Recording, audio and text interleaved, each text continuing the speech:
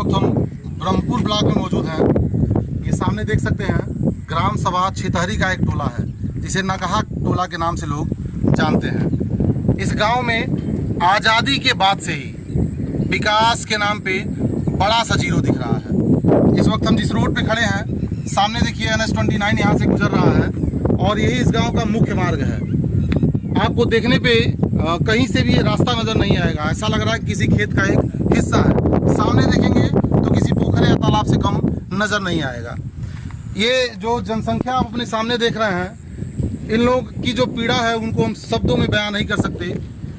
इतना गहरा इन लोगों को दुख है कि आज के दौर में जहां बड़ी बड़ी गाड़ियां, हवाई जहाज़ें, ट्रेन से लेकर के हर चीज़ अपनी पटरी पे तेज़ी से रफ्तार भर रही है, लेकिन यहाँ अगर इस गांव में आपको जाना है तो आप पैदल जाने के लिए भी सोचेंगे। आप देख सकते हैं जो मुख्य मार्ग है गड्ढे में तब्दील हो चुका है, सामने गांव दिख रहा है।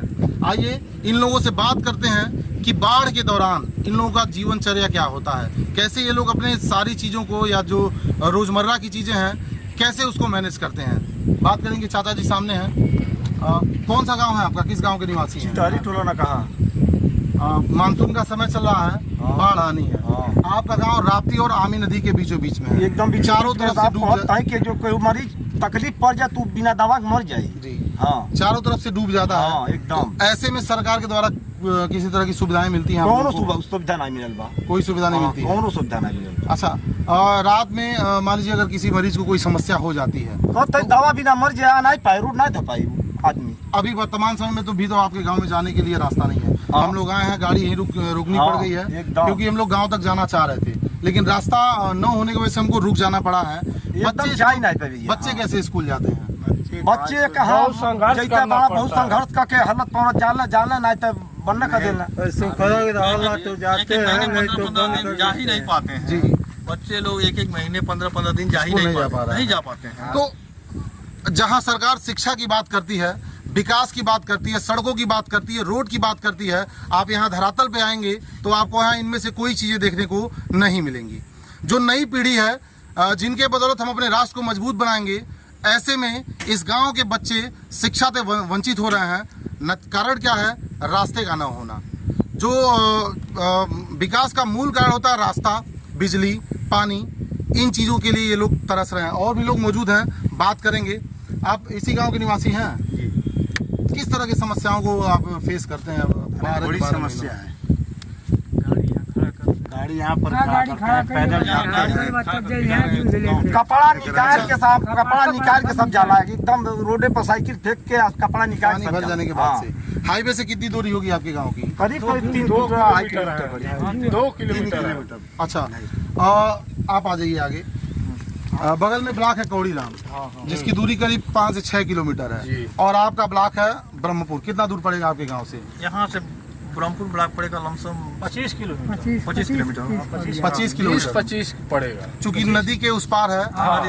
ऐसा अभी चाचा जी बता रहे थे, आपसे बात हुई है तो बता रहे थे नदी के उस पार होने की वजह से जो भी अधिकारी आते हैं वहीं से वापस हो जाते हैं। ये गांव किसी के नजर में नहीं आता। वही क्षेत्र का जो मूलभूत सुविधाएं हैं वो भी इस गांव को प्राप्त नहीं है। ये जनसंख्या देख रहे हैं, ये सारे लोग पीड़ा में हैं। भारी अपार पीड़ा है इन लोगों को कि मुख्यमंत्री का गृह जनपद होने के नाते भी जो मूलभूत सुविधाएं हैं, जो जमीनी सुविधाएं हैं, वो भी इन लोगों को नहीं मिल पा रही है। चाचा जी, विधायक या सांसद हो वो भी नहीं यहाँ पे अब तक किसी भी क्षेत्रीय विधानसभा हो या लोकसभा हो, कोई भी जो प्रतिनिधि हो उसका अभी इस गाँव तक कदम नहीं रखा है।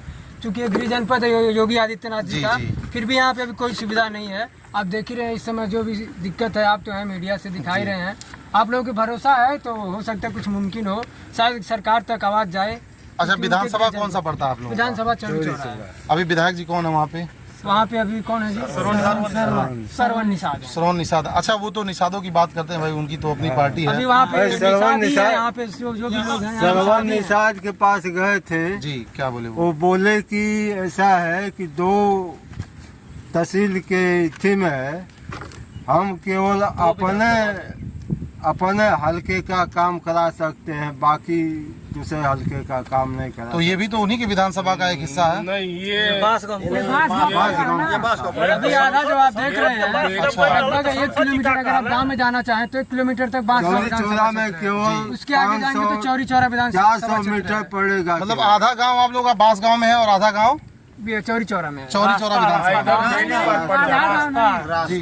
पुलिया जो दिख रहा है यहाँ तक बांस गाँव, उसके बाद इधर जनबाबू उधर चितारी है।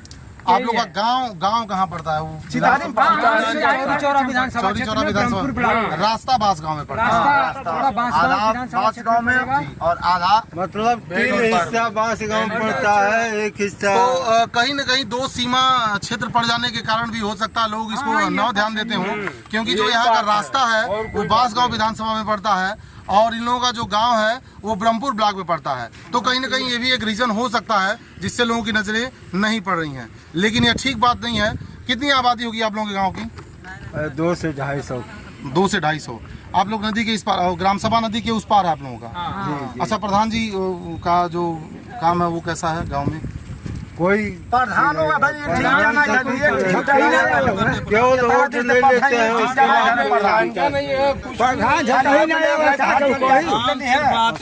लेने के लिए उसके बाद इधर 5 साल तक देखते नहीं है। अच्छा, सिर्फ चुनाव जब आता है वोट लेने के लिए ध्यान ही नहीं जीत गई ना कुछ टोला ध्यान ना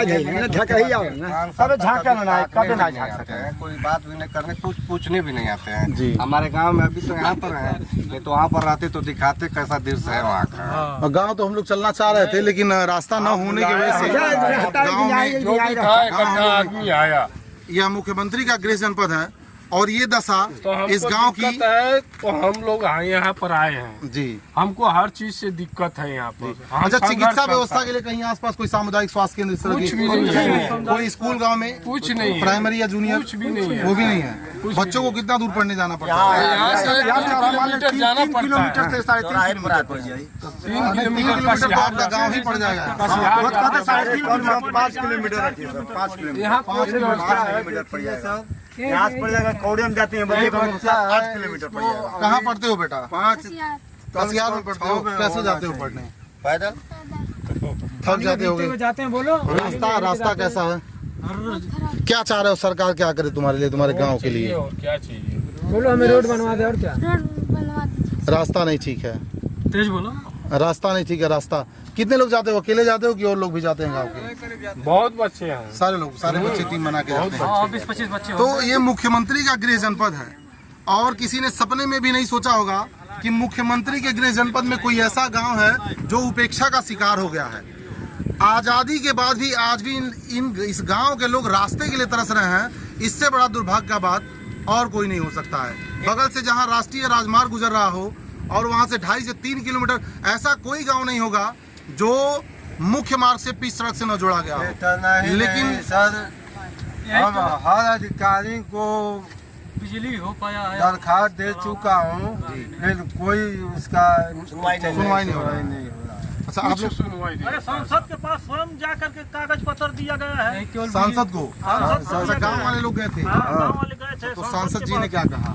सांसद जी कहे कि बनवा देंगे। आज तक कोई ये चक्रोड इतना ऊंचा था, इधर से आते जाते होंगे, देखते होंगे जो है ऊंचा था। लेकिन ये जो है मिट्टी डालने वाले 4 लेन पर जो डंपर चला रहे हैं, ये लोग खड्डा कर दिया। इनका कोई खेते से देखने का सुनने का अजीब विडंबना है।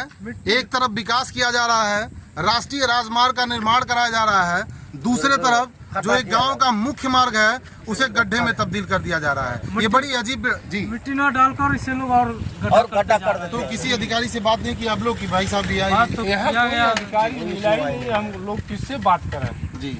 कोई अधिकारी आप जैसा कोई मिले तो बात करे ना। आप कोई सुनता भी नहीं है। हम लोग का बात कोई नहीं। मशीन लगाकर इधर मिट्टी कर दे रहे हैं। सांसद के पास गए, डीएम के पास गए, विधायक के पास गए, हम लोग तो सारे लोगों के पास हम लोग जाते जाते ही थक गए हैं। हम लोगों का कोई सुन ही नहीं रहा है, तो हम लोग अब जाएं किसके पास जाएं? यहाँ तक ये भी एक बात है, जब डीएम कार्यालय पे विज्ञापन गया था, इस गांव के सारे लोग दस्तखत करके जब लेके गए थे, तो उन्होंने एसडीएम तहसील को किया था सूचित चौरी चौरा, और उन्होंने ये भी कहा था कि नियमानुसार इस पे कार्रवाई की जाए, लेकिन आज तक वहाँ इस पे कोई ध्यान नहीं दिया, चाहे एसडीएम हो या डीएम हो। तो एसडीएम के वहाँ मुलाकात नहीं की आप लोग कि मैम वहाँ से आदेश तो आ चुका है या सर नहीं? उसके बाद हम लोग गए थे तो ठंडे बस्ते में फिर इस पे कोई जन सुनवाई नहीं की ना, वो कोई कार्रवाई नहीं की वहाँ। तो हालांकि दोबारा भी गए थे हम लोग कि देखिए यहाँ से वो जब आया विज्ञापन तब इस पे ध्यान दीजिए, तो उन्होंने कहा ठीक है ध्यान देंगे, लेकिन उसके बाद यहाँ पे कोई अधिकारी नाम पे कोई भी चीज़ नहीं आया, कोई मानव नहीं आया। ऐसा है। ऐसे में मुझे एक बॉलीवुड की फिल्म याद आ रही है, जिस फिल्म का नाम था जोकर। वही कंडीशन जो हम रियल लाइफ में देखे हैं वो रियल लाइफ में यहाँ देखने को मिल रहा है। लोग जो जमीनी सुविधाएं हैं उसके लिए भी तरस रहे हैं। मुख्यमंत्री के गृह जनपद की बात है, बहुत ही शर्म की बात है कि एक गांव के लोग मूलभूत सुविधाओं के लिए तरस रहे हैं। ऐसे तमाम रोचक खबरों के लिए बने रहिए न्यूज़ ऑन द वे के साथ।